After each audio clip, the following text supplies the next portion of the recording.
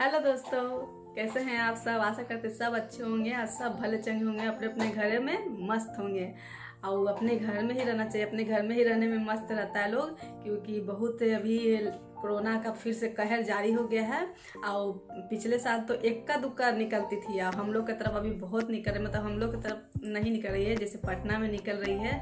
मतलब 500 600 रोज आंकड़ा बढ़ता ही जा रहा है। तो लॉकडाउन तो नहीं लगा है, मगर स्कूल को बंद कर दिया गया है। स्कूल कोचिंग को कम से कम 11 तारीख तक बंद कर दिया गया है। तो फिर से बच्चे लोग को ऑनलाइन क्लास शुरू हो गए हैं। तो फिर से बच्चे अब मोबाइल पे बिजी होंगे। और फिर मतलब इतना पैसा हम लोग लगा रहे हैं स्कूल में, फिर भी मतलब पढ़ाई नहीं अच्छा मिल पा रहा है। मतलब कैसे पढ़ पाएगा। मेरी बेटी को तो 11 चल रही, मतलब 12 अब चलने को आया। वो कहती है कि हमको डॉक्टर बनना है, डॉक्टर की पढ़ाई करना है। तो कैसे होगा ऐसे, मतलब कब तक रहेगा ये कोरोना।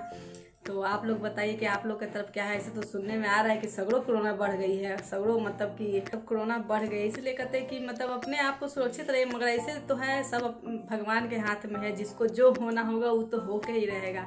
तो मैं भी उतना डरती नहीं हूँ, जो मेरे नसीब में होगा वही होगा। तो कोई बात नहीं, अपने आप सुरक्षित रहिए और एकदम मस्त रहिए। तो चलिए, आज मैं सीक्रेट चीज़ एक बताने वाली हूँ, जो मैं ऊपर अपने गार्डन से लाई हूँ कबाड़ के। और उससे मैं बनाने वाली हूँ बड़ी बनाने वाली हूँ, लहसुन की बड़ी। तो लहसुन की बड़ी मैं किस तरह से बनाती हूँ, और बड़ी को भी फिर मैं कुछ करूँगी, बड़ी को भी बड़ी नहीं रहने दूँगी, फिर करूँगी। पर लहसुन के बड़ी बनाऊँगी तो वो बहुत काम आते हैं, मतलब आगे चल के। तो चलिए, मैं आप लोग को उसकी रेसिपी शेयर करूँगी, लहसुन की बड़ी। तो चलिए, कैसे लहसुन की बड़ी बनाते हैं आपको शेयर करती हूँ। तो इस समय तो मैं नाश्ता कर ली हूँ। आज नेनुआ का सब्जी बनी थी, तुरई का सब्जी, चने की दाल डाल के। तो मैं नाश्ता कर ली हूँ। अभी दाल चावल नहीं बने हैं, वो दाल चावल बनेंगे आज लंच में, तो नहीं बने हैं, वो बना लूँगी। पहले चलती हूँ बड़ी का मतलब इंतजाम करने, लहसुन की बड़ी। तो चलिए शुरू करते हैं। तो ये देखिए, ये है लहसुन, हरे वाले लहसुन। तो देखिए, मैं रोपी थी, जितना रोपी थी, जो साइज की रोपी थी वही साइज का हमको मिला है लहसुन। मतलब मैं इतना मेहनत की, पानी पटाई, मतलब घास, मतलब कितने बार पानी पटाई है, कितना इसको मट्टी कोड़ी, रोपी, फिर भी मुझे फल नहीं मिला। कितने मेहनत का फल मुझे नहीं मिलती है। मैं जितना मेहनत करती हूँ ना, उतना फल मुझे मिलता ही नहीं है। इसलिए थोड़ा सा निराश होती हूँ। आकर सोची थी चलो इसमें भी मिलेगा, इसमें भी मुझे वो फल नहीं मिला। तो चलिए, फल के माँ तो ये पत्तियां खाली मिली है, मतलब फल के रूप में सिर्फ हरी पत्तियां। तो चलिए, इस लहसुन को मैं बड़ी बनाने का इंतजाम करते थे, दिखाती हूँ कि मैं बड़ी कैसे बनाती हूँ। तो चलिए शुरू करते हैं। ये देखिए, लहसुनों को मैं मोटा मोटा मतलब चॉप करी हूँ। ज़्यादा महीन चॉप नहीं करूँगी, क्योंकि फिर इसे मिक्सर जार में डालकर पीसना ही है। तो मोटा मोटा, क्योंकि ये मतलब है ना, झाड़ जैसे है, तो मिक्सर में नहीं अच्छे से आएंगे, तो इसलिए थोड़ा मोटा मोटा चॉप कर देती हूँ। तो देखिए, सारे चॉप कर ली हूँ, पहले ही धो के साफ़ कर ली थी, बहुत मेहनत लगी थी साफ़ करने में। तो देखिए, मिक्सर जार में मैं इसे पीसूँगी, एकदम बारीक पेस्ट बनाऊँगी। और ज़्यादा पतला नहीं करूँगी, ठीक करूँगी। थोड़ा सा इसमें पानी के सहारे पीसूँगी, जितना पानी चाहिए उतना ही थोड़ा थोड़ा करके पानी डाल के पीसे। देखिए, मैं एक ही बार पानी ली थी तो उसी में पिसा गया है। तो फिर अगला बार से आओ, मैं इसको मतलब गाढ़ा पीसी, पानी कम डाली। तो देखिए, जब सब हो गए तो मैं इसे 1 मिनट तक अच्छी तरीके से फेंट दी हूँ। और फिर उसके बाद एक ट्रे ले ली हूँ, और ट्रे में देखिए, मैं लगे हाथ से साफ़ भी करते जाती हूँ, कि वीडियो में गंदगी दिखाना अच्छा नहीं लगता। वैसे ही मेरी आदत है कि छोटा किचन है तो साफ़ करना पड़ता है।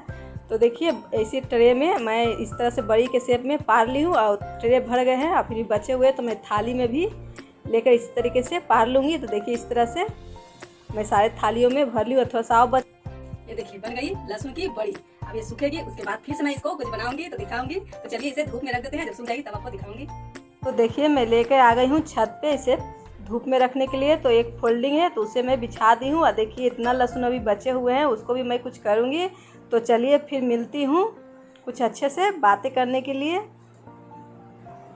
हेलो दोस्तों, कैसे हैं आप सब। तो आज मैं फिर आ गई हूँ कुछ अपने अनुभव शेयर करने के लिए, क्योंकि अब सोच रही हूँ धीरे धीरे अपना अनुभव थोड़ा थोड़ा शेयर करूँ।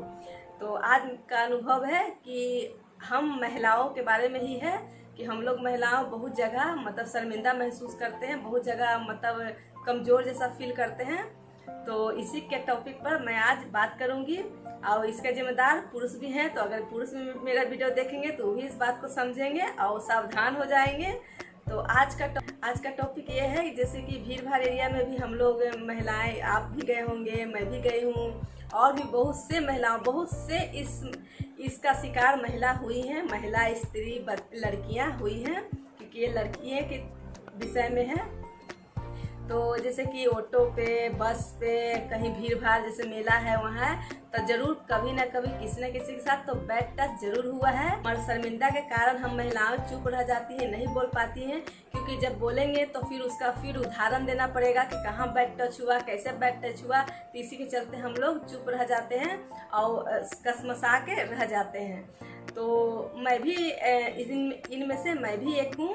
तो मैं भी कुछ दिन के बाद फिर ये सब बातें ही भूल गई थी, दम भूल गई थी, दिमाग से निकल गया था। क्योंकि फिर मेरे हस्बैंड के पास मतलब कभी ज़्यादा जाना आना रहता था तो हस्बैंड के साथ जाती थी, कभी कदा लेकर जब बच्चे छोटे थे तो सुई हुई दिलाने चल जाती थी। और उसके बाद फिर बच्चे बड़े हो गए, फिर बाइक आ गया, मतलब गाड़ी आ गया, तो फिर गाड़ी से ही हस्बैंड के साथ ही आना जाना होता है, तो नहीं होता है। अब बच्चे भी स्कूल जाते थे तो जाते हैं, तो जो बहन होता है तो वो सब के साथ जाते हैं। कभी ये सब चीज़ का सामना नहीं करना पड़ा, मगर अभी मतलब कि ऐसा मतलब हुआ, मतलब समझिए कि घटना हुई, तो मुझे याद आ गई कि नहीं, ये सबके साथ शेयर करना चाहिए और सबको आगाह करना चाहिए।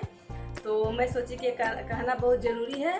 तो मेरी बच्ची अब कोचिंग जाना शुरू की है, मतलब 10 में तो जाती थी, तब बगल में था तो पैदल चल जाती थी, मगर अभी 11 का है तो गई है, तो कोचिंग जाने लगी है। तो मेरी बेटी एक दिन आके बोली है कि मम्मी एक अंकल बैड टच करने का कोशिश कर रहे थे।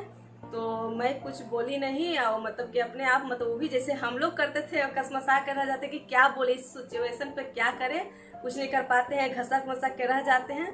तो उसी तरीके से तो मेरी बेटी शेयर की, तो मैं ये बात अपने हस्बैंड के कहे तो हस्बैंड सीधे गुस्सा हो गए, कहे कि मैं अब जाऊंगा बेटी को छोड़ने या लाने भी। तो मेरे हस्बैंड कब तक मतलब उसको छोड़ेंगे, कब तक लाएंगे, उनका भी तो काम है, जब वो काम नहीं करेंगे तो बच्चे पढ़ेंगे कहाँ से। तो मैं थोड़ा सोची कि मैं इस सिचुएशन में क्या करूं। मैं अपनी बच्ची को डराई नहीं, कुछ समझाई नहीं, कुछ नहीं बोली, उस बात पर मैं चुप रही कि क्या करूं।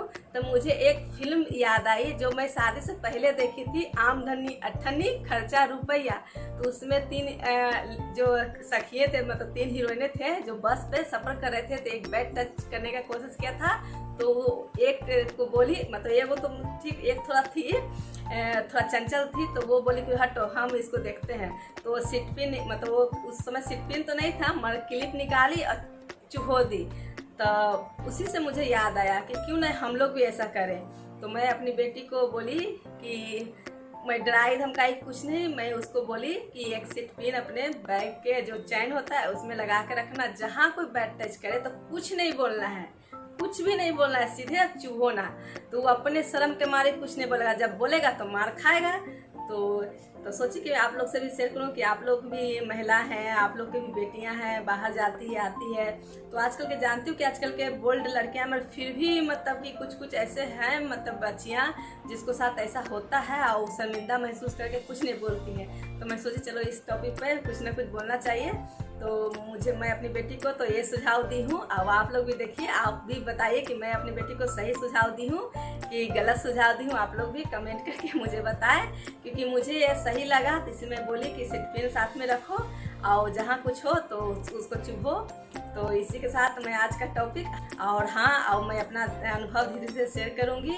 आजकल बहुत सुनने में आता है, देखा हिस्की में, कि सवेरे उठ के पानी पीना सही है, तो कमर का दर्द कैसे होता है, तो ये सब के बारे में मैं धीरे धीरे बताऊंगी। कभी आप लोग को डॉक्टर के पास जाना नहीं पड़ेगा, अब आपको घर में ही ठीक हो जाएंगे और घर के चीज़ों से ठीक हो जाएंगे। तो इसी के साथ मैं आज का टॉपिक यहाँ बंद करती हूँ और इसी के साथ मैं विदा लेती हूँ। आज का वीडियो अच्छा लगा हो तो ज़रूर एक बड़ा सा लाइक दीजिएगा। अगर मेरे चैनल पे आप लोग नए हो तो प्लीज़ मेरे चैनल को सब्सक्राइब कीजिएगा और इसी के साथ सपोर्ट करते रहिएगा। इसी के साथ मैं विदा लेती हूँ। Tata, bye bye, good night.